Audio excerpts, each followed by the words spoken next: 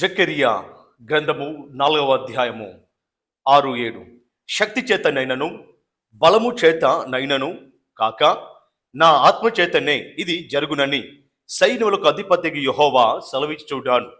గొప్ప పర్వతమా, జెరుబ్బేలును అడ్డగించుటకు నువ్వు ఏమాత్రపు వాడవు. నువ్వు చదును భూమిగా అగుదువు.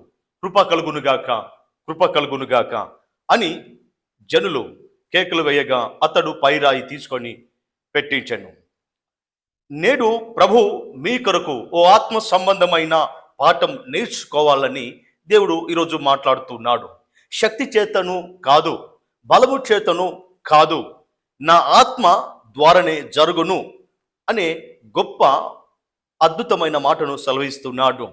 ఎస్ ప్రియ సహోదరి సహోదరుడా, ఈరోజు నువ్వు కలిగి ఉన్న కండబలము ద్వారా, గుండె బలము ద్వారా, బలము ద్వారా, డబ్బు బలం ద్వారా, పలుకుబడి బలము ద్వారా నీవు ఏ పని చేసినా అది వ్యర్థము అవుతుంది.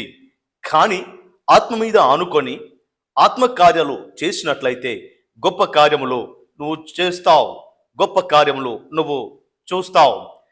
ఎస్, అద్భుతమైన జెరుబ్బేలుకు అద్భుతమైన ఆసక్తి ఉంది.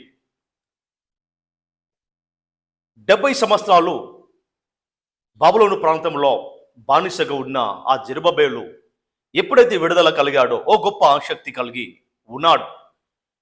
ఆ దేవాది దేవుని మందిరాన్ని కట్టించాలని, ఆ దేవాది దేవుని మందిరాలని సవరణ చేయాలని, ఆ దేవాది యొక్క దేవుని ఆరాధించాలని, ఆత్మీయంగా జీవించాలని, అద్భుతంగా అనేక మంది దీవెనకరంగా ఉండాలని, ఆ సృష్టికర్త అయిన దేవుణ్ణి ఆరాధించడానికి ఒక ఆరాధన స్థలము కావాలి, ఆ మందిరము మరలా పునర్నిర్మాణం చేయగలగాలి. గొప్ప ఆసక్తి కలిగి ఉన్నాడు.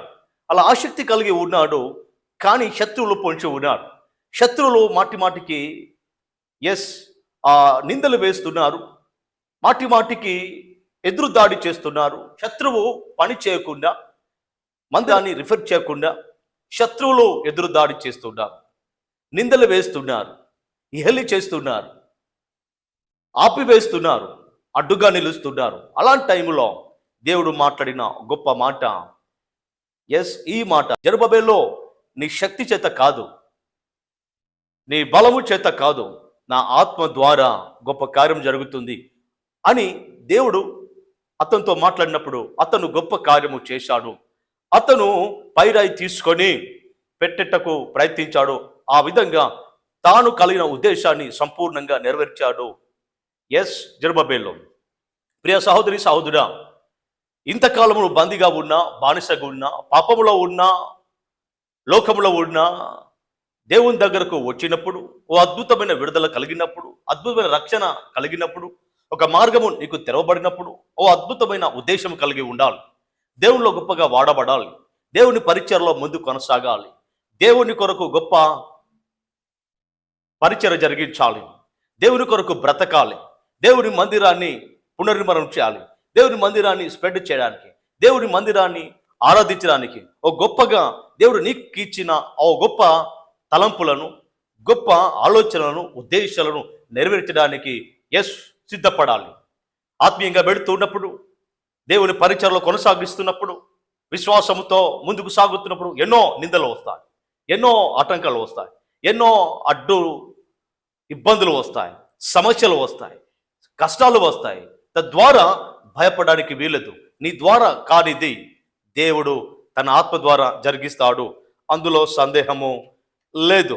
కాబట్టి గమనించండి, ఈ మాటలు ఈరోజు నువ్వు ఏ స్థితిలో ఉన్నావో, ఈరోజు ఎలాంటి కష్టాల గుండా వెళుతున్నావో, ఈరోజు చేయాలనుకున్నది చేయలేకపోతున్నావా, సంపాదించుకోవలసినది సంపాదించుకోలేకపోతున్నావా, దేవుని కొరకు బ్రతకాలి, దేవుని కొరకు పరిచయం చేయాలి అని ఉద్దేశం ఉంది, కానీ సమస్యలు అడ్డు వస్తున్నాయి, ఆటంకాలు అడ్డు వస్తున్నాయి, శరీరమే అడ్డు వస్తుంది, అనేక మంది అడ్డు వస్తున్నారు. తద్వారా ఆగిపోతున్నావా, తద్వారా కృంగిపోతున్నావా, నిస్సహాయ స్థితిలో నిస్పృహలో ఉన్నావా? సహోదరి సహోదరుడా, సేవక, ఈరోజు దేవుడు ఈ మాటల ద్వారా నిన్ను ప్రోత్సహిస్తున్నాడు. దేవుడు ఈ మాటల ద్వారా దేవుడు నిన్ను బలపరుస్తున్నాడు. నీకు వ్యతిరేకముగా, నీకు నిందలు వేసే వారిగా ఒకవేళ ఉన్నట్లయితే భయపడమాకో, అది నీ ఎదుట ఏ పాటివి, దాన్ని జయించే శక్తి దేవుడు నీకు ఇస్తాడు. లేచి జెరుబ్బబెలు నీ పనిని పూనుకొనుము, భయపడమాకు, జడియమాకు, నీ దేవుడైన యెహోవా నీకు తోడై ఉన్నాడు. మోషే ఆ రోజు గొప్ప పాఠాన్ని నేర్చుకున్నాడు. మోషే ఐగుప్తు రాజ్యభావంలో ఉన్నప్పటికీ కూడా తాను సొంత ప్రయత్నాలు చేసి, సొంత ఆలోచనతో, సొంత బలముతో ఇశ్రాయేలు ప్రజలను కాపాడాలని ఉద్దేశించాడు. సొంత ప్రజలను రక్షించాలని ఉద్దేశించాడు. కానీ మోషే ప్రయత్నము విఫలమైంది. మోషే కండబలము కాస్త బలహీనమైంది. మోషే ఆలోచన కాస్త తలకిందులైంది.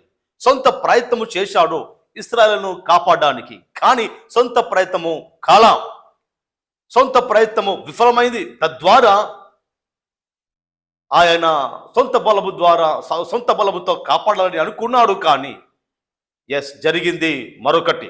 ఐగుప్తీయుడు చనిపోయాడు. భయము వచ్చి జ్వరబడింది. రాజు నన్ను ఎక్కడ చంపుతాడో అని చెప్పేసి భయముతో పరిగెడుతున్నాడు. మోషే సొంత ప్రయత్నమో పనిచేయాల. మోషే కర్ర మీద ఆధారపడ్డాడు. మోషే తన జ్ఞానం మీద ఆధారపడ్డాడు. ఆ కర్ర మీద ఆధారపడ్డప్పుడు ఎలా గ్రహించండి, ఆ కర్ర అనున్నది సొంత బలమునకు సదృశ్యం. కర్ర అనేది సొంత బలానికి సదృశ్యం. కర్ర అనేది సొంత తెలివితేటలకు సదృశ్యం. ఎప్పుడైతే ఆ కర్ర పడేయమన్నాడో ఆ కర్ర కాస్త పాముగా మారింది. ఆ పాము తోక పట్టుమన్నాడు. ఆ తోక పట్టినప్పుడు అది మరలా కర్రగా మారింది. సో ఎప్పుడైతే దేవునికి అప్పగించాడో ఆ కర్రను, ఎప్పుడైతే దేవుడికి అప్పగించాడో ఆ తెలివిని, ఆ జ్ఞానమును, కానీ ఎప్పుడైతే మోషే దేవుని మీద ఆధారపడ్డాడో, ఎప్పుడైతే మోషే దేవుని ఆనుకొని వచ్చాడో, తన ఆత్మశక్తి చేత నింపబడ్డాడో, దేవా నా బలము కాదు, నా జ్ఞానం కాదు, నేను ఏపాటి వాణ్ణి, నత్తివాణ్ణి, ఒట్టివాణ్ణి, మాట మంద్యము కలిగిన వాణ్ణి, నా వల్ల కాదు అని అన్నప్పుడు దేవుడు అతనికి తోడుగా ఉండి తన ప్రజలు రక్షించడానికి తోడుగా ఉంటాడని హామీ ఇచ్చాడు. అదే రీతిగా జాగ్రత్త గ్రహించండి. మోషే చేసింది ఏమీ లేదండి. మరలా తిరిగి వచ్చాడు. ఎవరితో? దేవునితో తిరిగి వచ్చాడు. తిరిగి వచ్చి ఫరోతో పోరాడుచూ ఉన్నాడు. ఓ అద్భుతమైన మహత్కార్యాలు చేశాడు. భయము పుట్టించే ఓ అద్భుతమైన కార్యాలు చేశాడు. కానీ అద్భుత కార్యాలు చేసినప్పుడు ఎలా చేయగలిగాడో, మోసే యుద్ధము చాలా, మోసే సైన్యమును పోగొచ్చాలా, మోసే తన కండబలాన్ని కానీ గుండె బలాన్ని కానీ చూపించాలా. మోసే దేవుని మీద ఆధారపడ్డాడు. కాబట్టే వెనుక శత్రువులు తరుముతున్నా, ముందు ఎర్ర సముద్రం ఉన్నా మోసే ఏం చేశాడండి? దేవుని మీద ఆధారపడ్డాడు. దేవుని ఆత్మ ద్వారా దేవుడు గొప్ప కార్యం చేశాడు. దేవునికి ఎప్పుడైతే మోసే తను అప్పగించుకున్నాడో అప్పుడు గొప్పగా దేవుడు అద్భుత కార్యం చేశాడు. మోసే 120 సంవత్సరంలో 40 సంవత్సరాలు ఐగుప్తులో ఉన్న, 40 సంవత్సరాలు అరణ్యంలో ఉన్న, 40 సంవత్సరంలో దేవునిలో గొప్పగా వాడబడుతున్నాడు. ఈ 40 సంవత్సరంలో యుద్ధం చాలా, ఏ సొంత జ్ఞానము ఉపయోగించాల. కానీ మోసే దేవుని మీద ఆధారపడడం ద్వారా, తన దేవుని ఆత్మ ద్వారా మోసే ఇశ్రాయేలు ప్రజలకు మన్నాను కురిపించాడు. మోసే అద్భుతమైన బండ నుంచి నీళ్లు తీసుకువచ్చాడు. మోసే అనేక మందికి మాదిరిగా నడిపించే నాయకుడిగా ఉన్నాడు. జాగ్రత్త గ్రహించండి. ఈరోజు ఒక కుటుంబాన్ని పోషించలేకపోతున్నాం, కుటుంబాన్ని మెయింటైన్ చేయలేకపోతున్నాం. ఒకరి మాట ఒకరికి, ఎత్తుకు ఎత్తు, దెబ్బకు దెబ్బ. ఈరోజు కుటుంబంలో సమస్యలు, గొడవలు, కారణము ఒకే ఒక మాట మీద ఉండకుండా. సో మోసే దాదాపు 30 లక్షల మందిని ఆయన నడిపించాడు, పోషించాడు, అద్భుతంగా రక్షించాడు. ఇవంతా ఎలా సాధ్యమై అంటే దేవుని మీద ఆధారపడడం వల్ల, దేవుని ఆత్మ శక్తి ద్వారా. మోసే తన బలం చేత కానీ శక్తి చేత కాదు, కానీ పరిశుద్ధాత్మ ద్వారా, దేవుని యొక్క కృప తోడు ఉండడం ద్వారా మోసే గొప్ప విజయం సాధించాడు. నడిపించడంలో గొప్ప నాయకుడిగా, పోషించడంలో గొప్ప పోషకుడిగా, ఆ రోజు ఇశ్రాయేలు ప్రజలకు రక్షకుడిగా ఆయన మారాడు. సహోదరి సహోదరుడా, దేవుడితో మాట్లాడుతున్నాడు. మోసే తన కర్ర మీద, మోసే తన జ్ఞానం మీద ఆధారపడ్డప్పుడు తద్వారా ఇశ్రాయేలు ప్రజలను విడిపించాలని కోరుకున్నాడు. కానీ అది సఫలం కాల. ఎప్పుడైతే మోసే దేవుని ఆధారపడ్డాడో మోసే గొప్ప అద్భుతం చూశాడు, అనేక మందికి మాదిరిగా అయ్యాడు. సహోదరి సహోదరుడా, ఈరోజు గొప్ప నాయకుడిగా అవ్వాలని, గొప్ప యాజకుడుగా మారాలని, గొప్ప పరిచరకుడుగా ఉండాలని, గొప్ప కుటుంబ యజమానిగా ఆ కుటుంబం దీవించబడాలని, కుటుంబ యజమానస్తురాలుగా గొప్ప కుటుంబానికి ఆ దీపముగా ఉండాలని, పిల్లలు అద్భుతంగా భవిష్యత్తులో బాగుపడాలని, నువ్వు చేసే ప్రతి పని, వ్యాపారం, ఉద్యోగం అద్భుతంగా, లాభకరముగా, అనేక మంది దీవెనకరంగా, ఆ క్రీస్తులో నమ్మకంగా నువ్వు ఉండాలని నువ్వు ఆశించినట్లయితే ఈరోజే నీ శక్తి మీద ఆధారపడమాకు, నీ జ్ఞానం మీద ఆధారపడమాకు, డబ్బు మీద ఆధారపడమాకు, ఆస్తిపాస్తుల మీద ఆధారపడమాకు, నువ్వు కలిగిన బంగ్లాల మీద ఆధారపడమాకు, నీ కలిగిన ఉద్యోగం ద్వారా అధికారాన్ని బట్టి ఆధారపడమాకు. అది కొంతకాలమే. కానీ దేవుని శక్తి చేత నింపబడినట్లయితే, దేవుని ఆత్మను నువ్వు ఆనుకొని ఆత్మ చేత ముందుకు సాగినట్లయితే దేవుడు నీ జీవితంలో గొప్ప కార్యాలు చేస్తాడు. నీకు రావాల్సిన అద్భుతమైన ప్రమోషన్ ఇస్తాడు, నీకు కావలసిన అద్భుతమైన ఉద్యోగం ఇస్తాడు. నువ్వు ఏ విధంగా కుటుంబాన్ని పోషించాలో, ఏ విధంగా కుటుంబాన్ని పోషించడానికి జ్ఞానం కావాలో, ఏ విధంగా పిల్లలను పోషించడానికి అద్భుతమైన శ్రేష్టమైన మార్గం తెరవాలో అన్ని కూడా ఆయన ద్వారా జరుగుతాయి. మోసే యుద్ధం చేయాలా, మోసే సైన్యము సంపాదించాలా, కానీ మోసే దేవుని మీద ఆధారపడ్డాడు. మోసే దేవునితో అన్ని కార్యం చేశాడు. ఈరోజు సహోదరి సహోదరుడా, ఈ లోక సంపద మీద ఆధారపడకుండా, ఈ యొక్క ప్రకృతి సంపద మీద ఆధారపడకుండా దేవుని మీద ఆధారపడినట్టయితే దేవుడు నీకు తోడై ఉంటాడు. నువ్వు యుద్ధం చేయనక్కర్లా, నువ్వు గొడవ పడనక్కర్లా. పక్షంగా యుద్ధం చేసే సైన్యాధిపతి ఆ దేవాది దేవుడు ఉన్నాడు. ఆయన ఉన్నంత కాలము నీకు ప్రయోజనం, ఆయన ఉన్నంత కాలము నీకు క్షేమం, ఆయన ఉన్నంత కాలము ఈ ముందు ఎర్ర సముద్రం ఉన్న వెనుక శత్రువు తరుముతున్నా జస్ట్ నువ్వు చేయవలసింది ప్రార్థన. దేవుని మీద ఆధారపడి ప్రార్థన చేసినట్లయితే, మోసే దేవుని మీద ఆధారపడ్డాడు, ప్రార్థన చేశాడు, విశ్వసించాడు, విజయం సాధించాడు. ఈరోజు సహోదరి సహోదరుడా, కలిగి ఉన్న ఆస్తుపాస్తుల మీద ఆధారపడకుండా, కలిగి ఉన్న ఈ యొక్క కండబలం కానీ గుండె బలం కానీ తెలివితేటల మీద ఆధారపడకుండా ఈరోజు దేవుని మీద ఆధారపడి ప్రార్థన చేస్తూ విశ్వసించో నువ్వు విజయం సాధించాలి అని అనుకున్నట్లయితే ఈరోజు తీర్మానం తీసుకోండి. గొప్ప దేవుని యొక్క కృపను, ఆయన యొక్క సహాయంను కోరుకుంటామా? కళ్ళు మూసుకుందాం. పరిశుద్ధుడా, మీకు వందనాలు.